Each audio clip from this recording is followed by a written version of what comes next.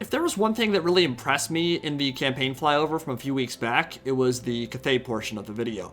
There wasn't much of substance to discuss. I don't like wasting your guys' time, so I didn't feel it was worth making content for, just to say, wow, I have a boner.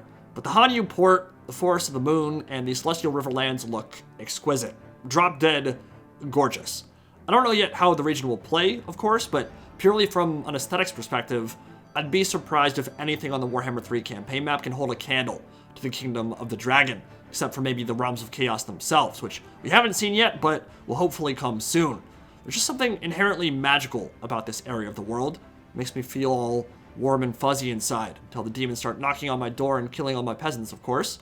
But in lieu of official news soon to drop, I realized that I hadn't actually covered Cathay's mechanics yet, just busy with other videos when they were first revealed back in October, so I want to revisit that today and give my thoughts on how everything will tie into the campaign writ large, because we know quite a bit more about the game now than we did 3 or 4 months ago, and hopefully, if nothing else, it will serve as a nice refresher as we gear up for the storm coming your way.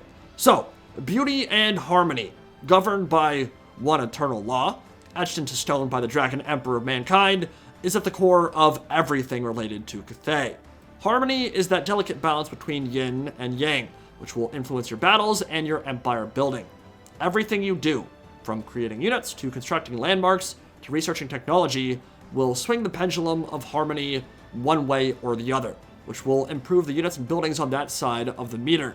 Meaning if you push yourself to max yin, all yin elements in your empire will be kicking ass from an economics and military standpoint. The downside to that is that if you let yourself become too unbalanced, the elements you aren't focusing on will become even less effective, which could potentially be problematic if you're deep into a playthrough and half the infrastructure you've built so far comes screeching to a halt in terms of growth and income.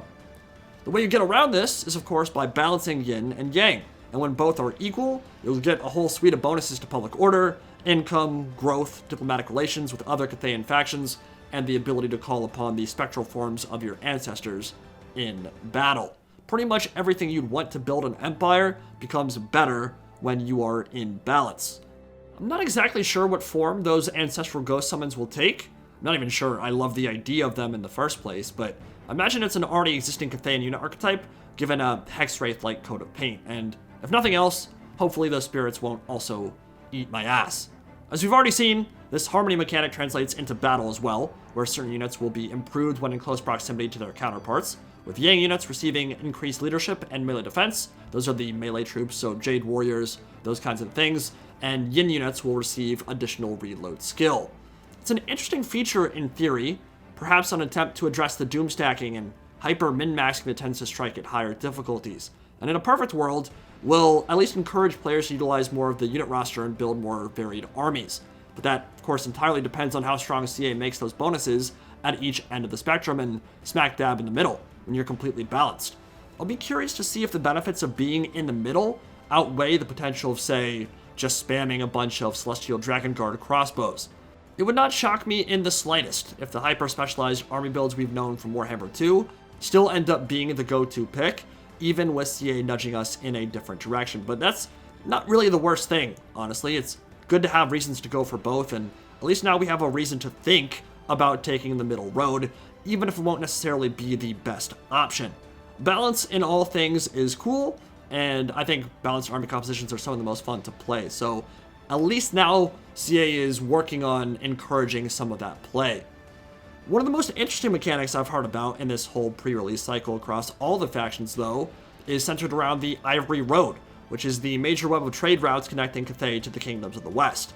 As we've said before, economics is the lens through which most nations like the Empire and Kislev see the East, and the spices, jewels, silks, and exotic goods that flow through the region are highly prized by most Warhammer races, which makes them a viable target for trade, and of course a viable target for looting and pillaging.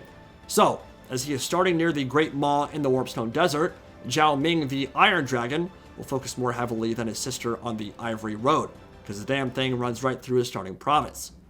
Essentially, this will be a system of caravans that runs east to west on autopilot, where you choose the initial route that the caravan will take, and then they'll be met with a series of dilemmas and events that modulate the adventure they're going on as they trek westwards.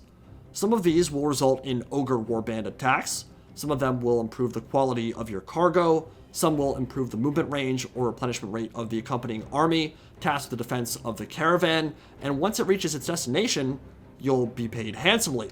But of course, the men and women of each trade route will have to pass through some incredibly dangerous areas to get to their final destination, and it's only going to get worse for them when the Dawi Zar make landfall. Believe me, when the Legion of Asgore and Uzkalak and the Darklands in general become populated with Drazdoath the Ashen and Zatan the Black and Astrogoth Ironhand and all these characters and Chaos Dwarf armies, those caravans are going to have a exceedingly difficult time making it into the lands of the Empire and Kislev. Naturally, the more dangerous the avenue your caravan travels, the more lucrative the quest has the potential to become. They can be customized with unique lords that specialize in the hardships of the road. So just like Harmony, it's a situation where you want to balance the idea of making tons of money with the safety and assurance of the more traveled routes. So the middle road may end up being the best from an economic standpoint. It's also just a more dynamic way for Cathay's enemies to interact with the kingdom too, because now players have a target to attack that can put the squeeze on Cathay financially and allow you to take that money for yourself. Again, how much of that will actually influence the AI, I don't know. I do think that's one of the things that CA should work on improving for Game 3. Stuff like corruption, which will play a huge role in Game 3's campaign, and then also economic pressure, being able to raid, pillage, burn the outskirts, inflict economic damage on an opponent should be more of a thing. Don't know how much emphasis they'll place on that, but I'm hoping a situation where if I raid caravans as the ogres, that will actually have a detrimental effect on Miao Ying or Zhao Ming. But this idea of the Ivory Road is one of CA's first attempts to make economics feel more interactive and tangible in the Warhammer series, where it's not just build the money building and let the monies flow, or iron out a trade agreement and then trade just happens in the void. There's an actual army with an objective and a destination, and investing in it, defending it, making smart choices with it, actively improves your chances of adding more gold to your bottom line. I like it quite a bit. Next up, we have the Whooshing Compass, which is the magical equivalent of the Sistine Chapel ceiling in Rome. It's a priceless device built into the holy city of Wei Jin, created by the Celestial Dragon Emperor to control the winds of magic. In a lot of ways, it's actually quite similar to the Golden Throne of Terra in 40k, in that it channels energy to the Great Bastion to keep the hordes of chaos at bay. It is actively shoring up the enchantments and defenses that make the northern walls and gatehouses work, and without it, it would not be long before fortresses began to fall. But the compass isn't just for supporting the Great Bastion, it's for improving the livelihood of Cathay on the whole, and it can point in one of 4 directions. Towards the Great Bastion, to the Celestial Lake, to the Warpstone Desert, or straight at the Dragon Emperor himself, where he will then unleash his wrath upon invaders. If you point the compass at the Great Bastion, your armies and defensive fortifications will get some nice boosts, and you'll unlock an army ability called Celestial Intervention for use in battle, dropping meteors on enemies, which should give your ogre enemies the heebie-jeebies. If you point the compass towards the Celestial Lake, you'll get bonuses to growth, income, and winds of magic. To the Warpstone Desert, lower corruption and winds of magic reserves, and the Dragon Emperor's Wrath improves public order and absolutely eviscerates invading chaos armies with attrition. Like, freaking destroys them, but only when the meter is fully charged, and that won't be very often. So, because there's a turn limit on how often you can change the compass direction, you'll need to think about how much charge you want each element to generate, and try to predict which will be the most useful for you at any given time, because there will be some lag from when you turn it to when you can receive its full buffs. Which brings us to the Great Bastion, which will be the main selling point for Miao Ying and the northern provinces, but is incredibly important for the nation on the whole, because if that bastion falls and chaos starts pouring through the breach, even the southern reaches of the kingdom will be in dire peril. So chaos will gather their forces at the border of the realm in 2 forms: as normal chaotic factions with regions and armies under their command, think Kairos Fateweaver and the other tribes directly north of the wall, and as spawned incursions, with set timers that will gradually become more powerful the longer they're allowed to marinate their loins. As the player, you can choose to strike out and kill them off before they've gathered their full strength, but potentially expose your armies to the full wrath of chaos, or you can sit inside the fortress and wait to defend from a position of power. And of course, with all the changes to minor settlement battles and major settlement battles, the fact that you can construct towers and pick which ones will be most effective against which enemy you're facing, well, you might be able to cause more damage if you fight from inside the Citadel.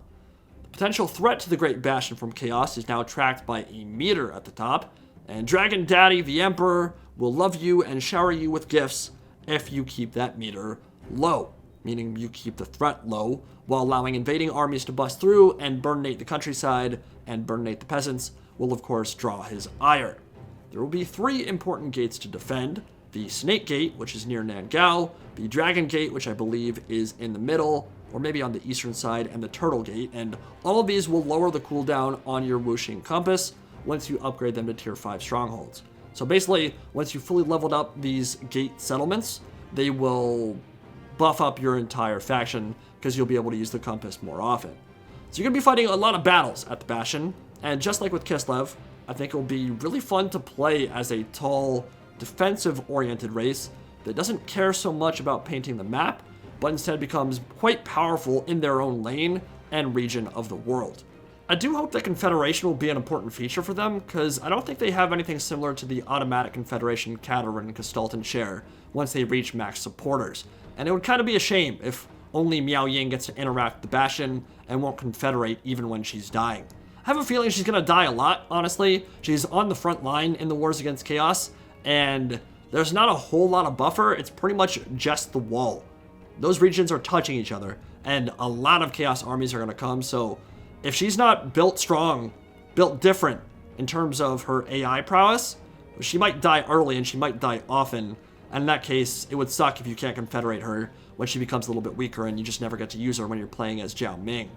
You'll also notice there's unique Chaos corruption for all 4 Chaos Gods in the bottom right of this page, and another for regular old Undivided, which is perhaps just representing Warriors of Chaos, but could potentially lend a bit more weight to the idea of Demons of Chaos Undivided as well. I am really looking forward to unique styles of Chaos corruption within each province, and in an ideal world, that influence will also worm its way into battles in a particular region as well. So, say when the River Reich becomes corrupted with Khornate influence, the river itself starts becoming tinged red with blood, or Nurgle forests start popping up, that kind of thing. Not sure how in-depth it will go or how modular it will be, but I do expect some visual differences between each type of corruption. Have a look at that tech tree there, kind of get the vibe of what they're going for and its extension of the Harmony mechanic. Nothing too crazy in terms of the tech tree itself, and I don't think any of them have been particularly interesting anyway. I know I've said that a bunch. But yeah, it leaves us with final thoughts.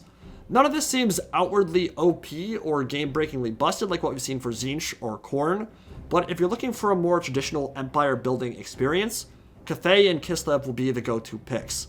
But unlike the High Elves or Dwarfs, both campaigns should be much less focused on expansion and more just about survival, something more akin to Attila than Rome 2. Attila was very much about surviving the wrath of Attila himself. Rome 2 was much more about just expanding, painting the map your color, building a traditional empire.